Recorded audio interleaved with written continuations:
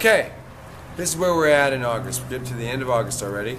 We've got several houses going. If you were here last month, you get to see the really big one that's already gone out. That was my best one yet. It was a 24-footer. Now we have a 28, and this is a Victorian. It's going to have a full screen back porch. We're going to go inside and look at it. This is actually in the second stage, going to the interior skins next. We're going to be going ahead and doing the insulation, hopefully tomorrow or Saturday, and that allows us to then go ahead and put the interior skin on. We get to see that in a second. Meanwhile, over here, we're just finishing up on a great house. This is the back view of the screen porch, and on the front view is going to be the actual front porch. The bathroom's finished, the kitchen's finished. We're doing the Murphy bed in this one, so this is just the beginning of the Murphy bed stage. And the final one over there is the writer's cottage, and it's getting ready to ship. It'll be the next one to ship, and it's just finishing up. And that's got some of the most incredible parts yet, because it's got some beautiful twists with it, black walnut and other elements inside that we haven't done it yet. So come on by and see what we got. We'll go on and I'll show you something new.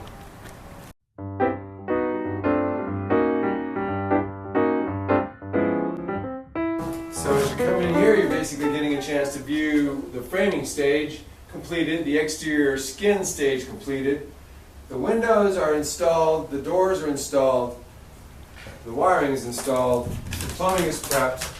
So what we have left now is to go ahead and build the insulation in and then put the interior skins on. Then we do interior trim. This shows you all the windows, how they're going to work. And it also lets you see this is going to go out to a screen back porch. And so these don't have to have screens on them, so we had them open to the outside. The door right here, when it's fully opened with the screens on the back porch, will give you a nice flow of air through the whole house. You can see in the corners how we do, which nobody else does, a very nice trussed element. It carries basically creates a corner structure that allows you a lot of extra strength. This is all done with incredible wood. In some cases like this, you can count 45 or 50 years of growth across a 1.5 inch board. So the strength is incredible. Then we throw in this wonderful galvanized cable. That's a 1/4 inch cable, and that actually goes down and ties into the footings underneath the ground in the concrete. All the way through here, all the way up, all the way over, through the top, all the way back down, and over down through this column. And once you put wood on both sides of this column, put a cable in like this is incredibly durable. It doesn't want to torque either way. It doesn't want to twist. This is one of the things that allows us to jack our houses up on 4 points in the corners and allow the house not to bend or hardly move during transport. They're designed to transport all the way across the country if you want to. We then blow in the insulation. It's all flush to the wall. The wrapper on it right here is it's a wrapper that also gives you a radiant barrier. So that stops a lot of the sun's rays from getting through to the insulation in the first place, and then we knock out 94% of what comes through with the icing. So you get a chance to see all of this as it's being done. The header that comes across, in this case, a gap in the middle, where we actually have insulation in the back half, and still allow our weight to run in the front half to lift this gigantic window up and down. Even though it's only going to travel about 1 foot, it allows us to have air move through here. This is going to be the bedroom at this end when somebody stays here. And so the airflow from here to here is going to be critical. And then this is also going to be a tilt-out window. Beautiful to match the one up above. Well, not to match it, actually much better than that. Now to come out to the back porch. Back porch in this particular instance is very unusual, besides being large. When I say unusual, as you can see, it's got some decent length to it. You're going to be able to come out this end and walk out still under the roof, be able to get downstairs. This goes ahead and allows you to have the bathroom window get a lot more light. So what you're looking at over here is your bathroom. This should be in your shower by the time we're done. This will be your kitchen, which will have a pass-through. As you come into the screen porch right here, this can be either an area where you have a sleeping porch where somebody can have a bed out here, or pass through, have inflatable beds when you need them. The thing that's going to be really different about this, the thing that's going to be really unique, is we're actually going to insulate the top, we're going to insulate under the floor, we're going to insulate in the sidewalls. So when we're done, all you have to do is drop the windows in the winter, and your screen porch becomes year-round living. Of course, for tax purposes, and all appearances, it's strictly a screen porch. And I'm a big believer in saving that little bit of tax you might save when they look at that and go, no, just screen porch. Let's go to the next one.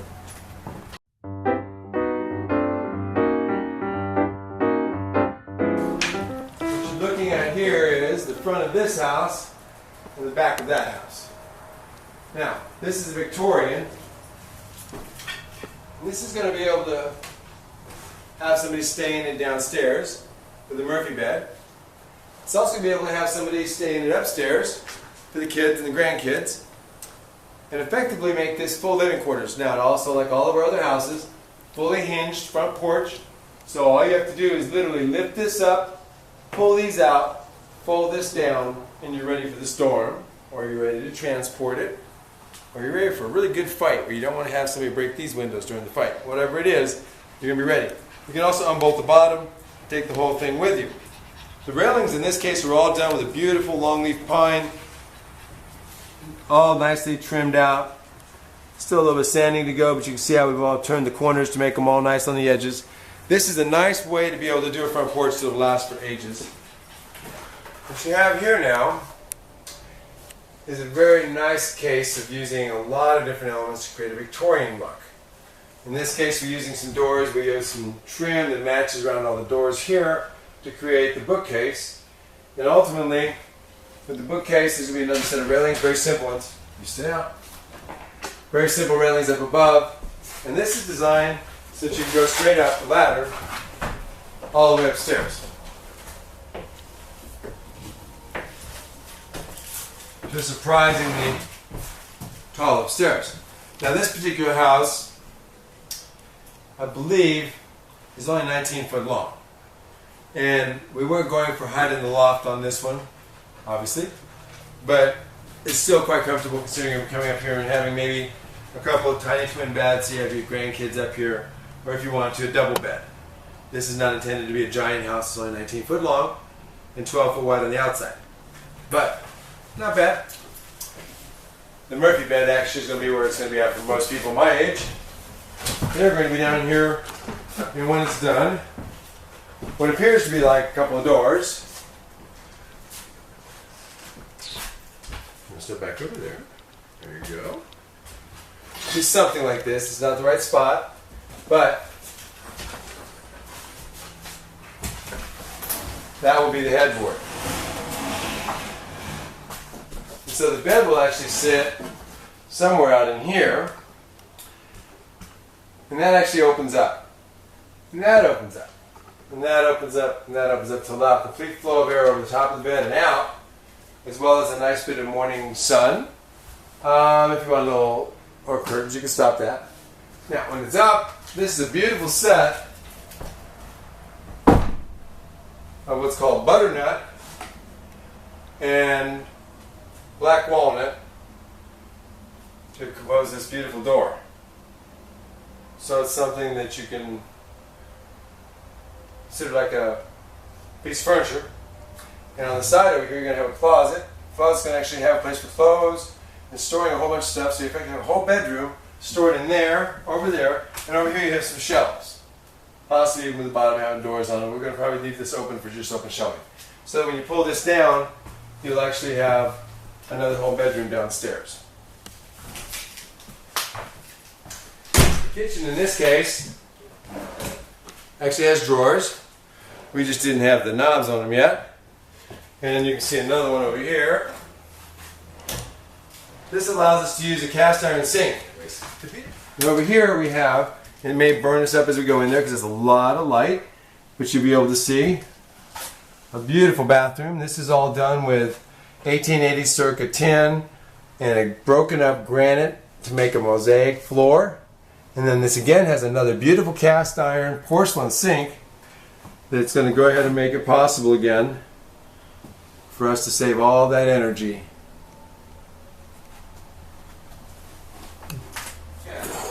The whole place, 99% pure, salvage. We're talking about everything that's been gathered from around someplace that's been used. Everything that's basically could have been trash, oftentimes burned, oftentimes gone to rot.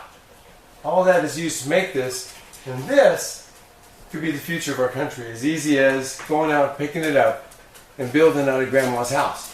One board in particular, if you can still see it on this wall, is a beautiful case of just burl pine, for example. And this one piece of wood, you only see one piece like that at every 2,000 square feet. You actually see the little burling and stuff also known as curly pine. These walls were a mix of a fir on the bottom and a pine in the middle and then an aged pine on the top. So you actually have 3 different colors of pine and fir to make up the composition of the colors of the wall naturally, just with a fine tongue wall put on them. But when you look at the age of the trees that were cut, even in the fir, you can count literally hundreds of years of growth across a single board. That's what's so fascinating about this, is that these trees were that old and we'll never see a tree grow to be that old again. So whether it was pines or fir trees, these are the classics, these are the grand old trees that we're trying to go ahead and save from the dump. This is our screen back porch for keeping pests like me out. Sometimes some people think I'm a pest, but this will actually keep nearly all the pests out. It actually is designed so that you can pull these panels apart when you get there, and each of these posts come out, and when the folding of the top is done, you protect all your windows and your doors for the storm, for the hurricane, for whatever comes. Then you put all the screens inside, put all the parts inside, close it up. When it's all done, you want to move back in again. You pick it back up, prop it up with a couple sticks, bolt the bottom back on, put the side panels back on with the posts, and you're back in business again. That's good for 150 years.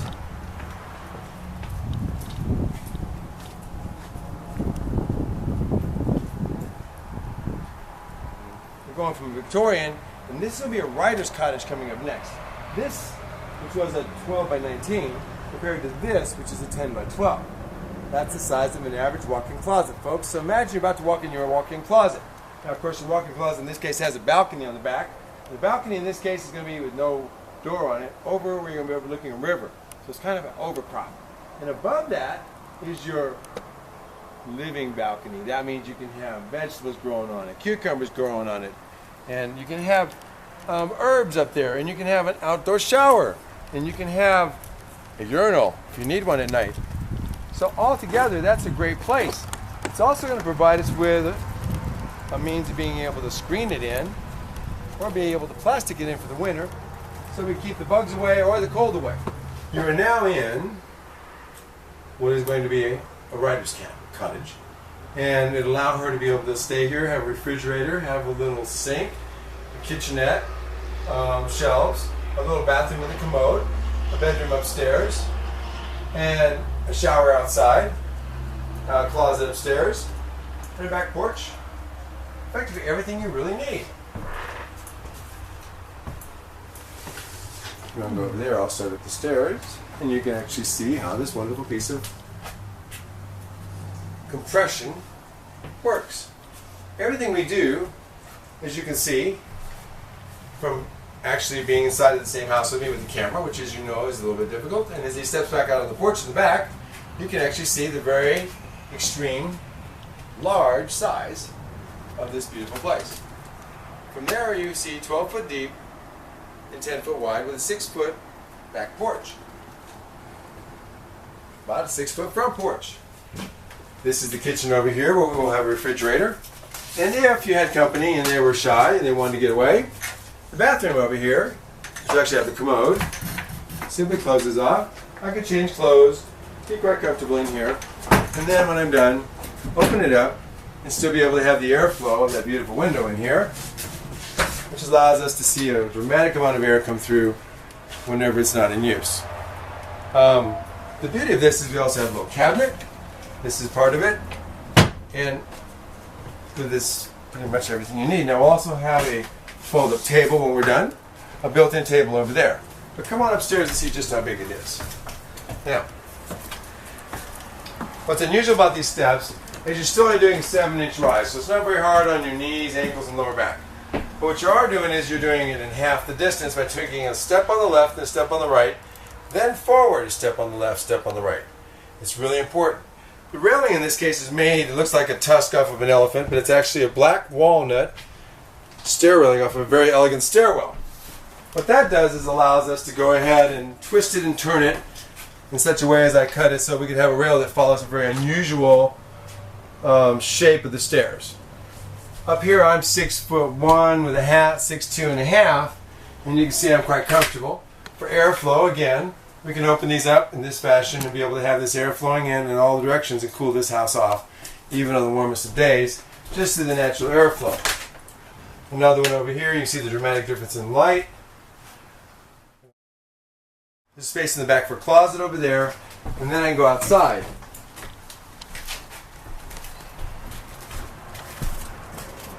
This allows us to be able to go ahead and have a gutter on the back, have a full railing where you could lay down here and sleep at night out in the stars.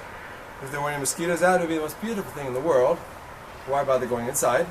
You'll be able to have a shower over in that corner where you see the plumbing coming out at this moment, and it'll come out over the top. Also, they'll sink so you can wash your vegetables off and stuff like, well, maybe even use it for bathing. And we're going to have little rods going to come up from here and allow you to actually have like a tent, a screen on top, so you can tent this in the wintertime in order to preserve the heat or to keep the grasshoppers off when they're coming through, or the locusts, or whatever's passing. The idea is it's a living house that captures its water off of its drainage system on both sides, and through using that limited amount of water creates a limited garden that, if you do it right, multi-tiered, you can actually live in here. The floor is actually done right now with 2 layers of roofing, and we're still going to come back in with a layer of wood.